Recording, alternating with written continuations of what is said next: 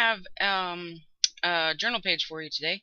It's in my what I call my free and easy journal. It's a recycled pamphlet that St. Jude sent my husband and I. We donate to them every year, so they're always sending pamphlets. And this one was like 20 pages long, so I taped the binding on in between every page and gessoed it, and now I have a little journal that I can work on when I don't have a lot of time, but I want to be artsy fartsy. I'm using some Apple Barrel and Craft Smart acrylic paint.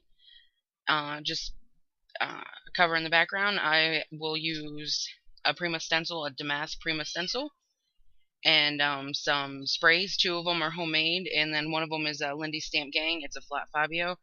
It is called Rizzo's Rowdy Red. And please excuse the kitty if you can hear the kitty in the background. I rescued a little kitty that was found in the woods. He's about 3 weeks old, and he wants attention, and I'm ignoring him. So he's crying in the background, but I assure you he's just fine. If you can hear him, he's not hurt. For the little flower image I'm using, I got it from a design book. I bought at Borders. I bought 2 of them when it was going out of business. They were like $2 each, and it's just these huge books of images that are just line drawings that you can color in.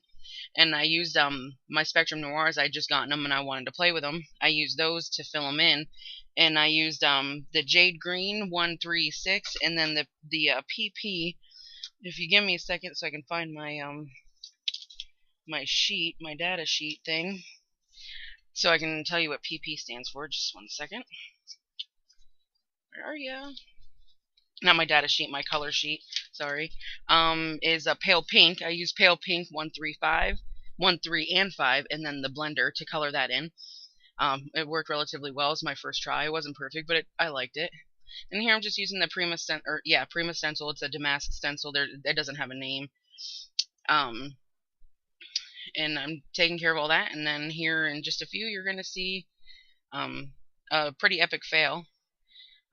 I'm just placing, and I'm going to decide to whitewash the background to make the flowers pop out more. I do that with gesso. And then we will see the fail soon.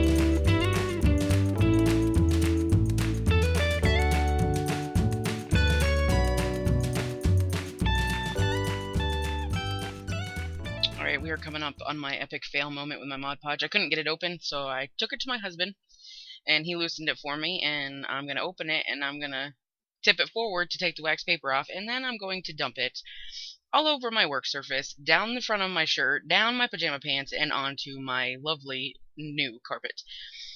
So there is the fail. You don't get to see much on camera, unfortunately, as far as it happening, but I show you the mess. Yeah, it came out of my clothes. No problem. I washed them right away. I just paused the video and went and took care of it. And I scrubbed my carpet. You can't see it, but you can definitely feel that the carpet is a little bit stiff in that area. But what can you do? So I'm just using all that Mod Podge. That flower is stuck down. It is not going anywhere. I Mod Podged everything just to clean up the mess. Epic fail. It happens. I was really hoping you guys would have been able to see more of said fail on camera, but that's what you got. And we've got a permanently affixed flower now.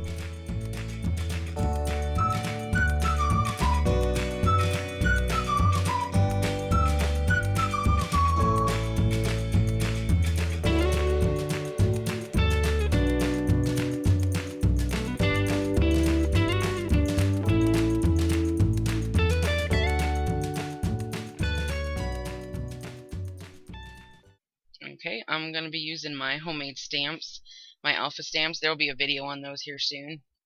And just some acrylic paints to stamp out the word bloom, and then I'm going to eventually sketch on it. And I'll sketch around the page and all that fun stuff.